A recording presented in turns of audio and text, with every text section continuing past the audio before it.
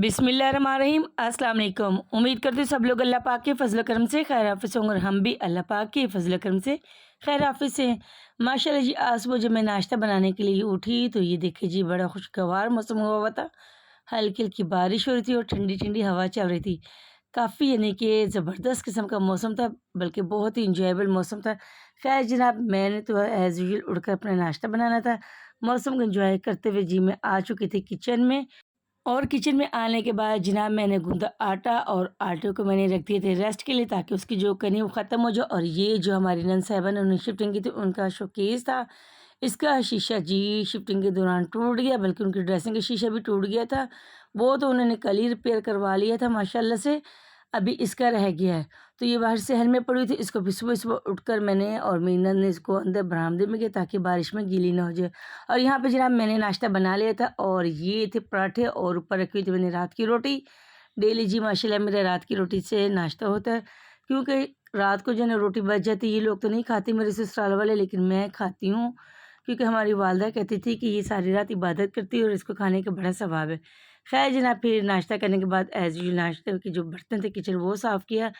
आज मौसम को मद्देनज़र रखते हुए मेरे हस्बैंड साहब ने फ़रमाइश कर दी थी कि दोपहर में यानी कि पकोड़े बना लो और गुलगुले।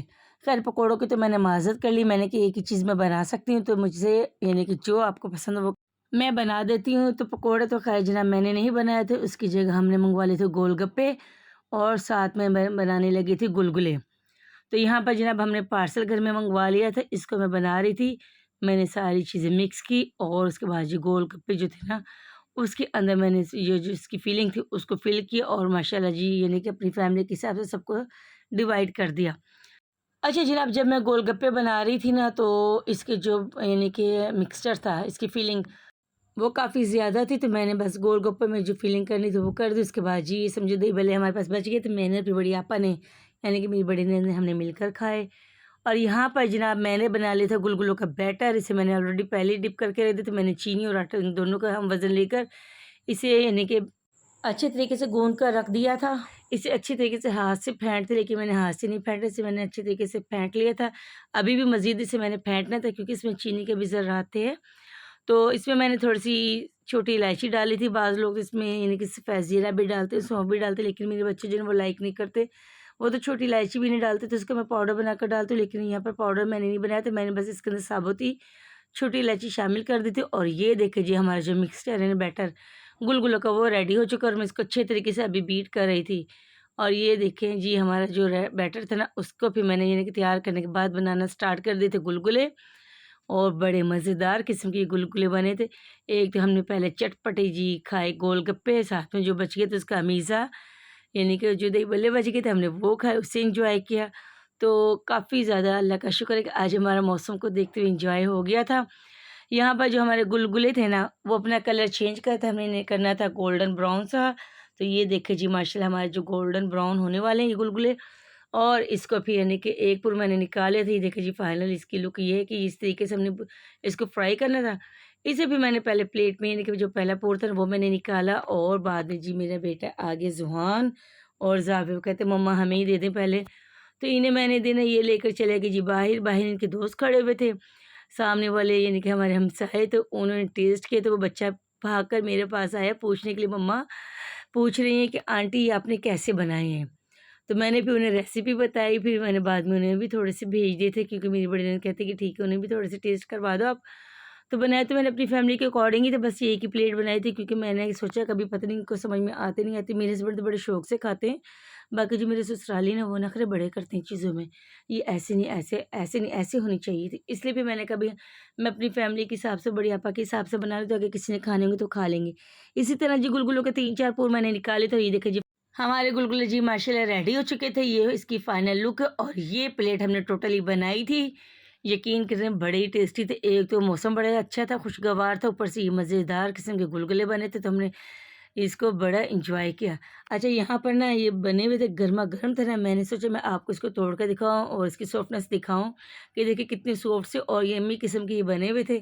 मैंने जैसे ही इसको उठाया ना, मेरा हाथ जल गया, तो मैंने वहीं पर इसको छोड़ दिया। ख़ैर जनाब, ये देखिए जी माशाल्लाह, फिर हम लोगों ने बड़ा एन्जॉय किया था। अल्लाह पाक का लाख-लाख शुक्र है। मेरी बड़ी आपा है ना, मेरी यानी कि मैं हमारी नंद साहिबा, बाजी को मेरे हस्बैंड छेड़ रहे कि बाजी आप ज़्यादा ना खाना, 2 ही लेना क्योंकि मीठा है, आपको शुगर है। तो वो कहती है आप कौन सा शुगर फ्री है, आपको भी तो शुगर है। ख़ैर जनाब, दोनों बहन-भाइयों को चल रहा था मज़ाक, यानी कि आपस में गपशप कर रहे थे। अब ये था शाम का टाइम, तो आपा ने कहा थे जी चने वाले राइस बना लेते हैं क्योंकि इस ये जो मौसम है, इस तरह के मौसम में इस तरह की चीज़ें अच्छी लगती है, बारबेक्यू हो या फिर इस तरह की जो राइस हो, पुलाव, बिरयानी हमें बड़ी टेस्टी लगती है। तो यहाँ पर जनाब हम वाइट पुलाव यानी कि चना पुलाव बना रहे थे।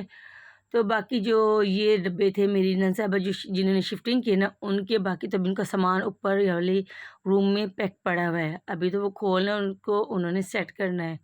क्योंकि शिफ्टिंग में आपको पता है कि काफ़ी ज़्यादा टाइम लग जाता है, थकावट इतनी ज़्यादा हो जाती है, आहिस्ता-आहिस्ता फिर सेटिंग होती है। तो यहाँ पर जनाब मैं बनाई थी चने वाले राइस और ये देखिए जी माशाल्लाह हमारे चने वाले राइस रेडी होने वाले हैं। इसके बाद जी हम लोगों ने बिस्मिल्लाह पढ़कर खाया था खाना, साथ में मैंने थोड़ा-सा सलाद बना लिया था और रायता बना लिया था और ये थोड़ी-सी मैंने टमाटर वाली चटनी भी बना ली थी क्योंकि मेरे हस्बैंड साहब है ना, उन्हें माशाल्लाह जी ये वाली चटनी बहुत पसंद है। तो उनकी वजह से जी मैंने ये बनाई थी चटनी। मैं तो ख़ैर अपने घर में ग्राइंडर में इसको ग्राइंड कर लेती हूँ क्योंकि वो ज़्यादा अच्छी बनती है, बिल्कुल यकजान हो जाती है। यहाँ पर जो हमारे राइस थे ना चना पुलाव, वो दम पर आ चुके थे, फिर हमने बिस्मिल्लाह पढ़कर खोला दम और उसके बाद जी हमने खाना सर्व किया। सबको जी मैंने यानी कि मैंने ही सर्व किया था खाना। मैं तो बरामदे में बैठ जाती हूँ, हमने एक चारपाई रखी उसी के ऊपर जी हम सारी चीज़ें रख लेते हैं। मैं कहती हूँ यहीं पर बैठ के मैं तक़सीम करूँगी क्योंकि रूम में एक तो ऑलरेडी पहले ही गर्मी होती है, एसी ऑन करो तो जब ये नहीं कि इसमें कूलिंग सही रहती है, मतलब रूम हमारा ठंडा रहता है। तो फिर ये कि भी हम बरामदे में बैठ जाते हैं और वहाँ पर हम खाना खाते हैं। ये थी जी हमारी आज की रूटीन फुल डे की। दुआ में याद रखिएगा, इंशाल्लाह मुलाकात होगी नई रूटीन के साथ। तब तक के लिए अल्लाह हाफ़िज़।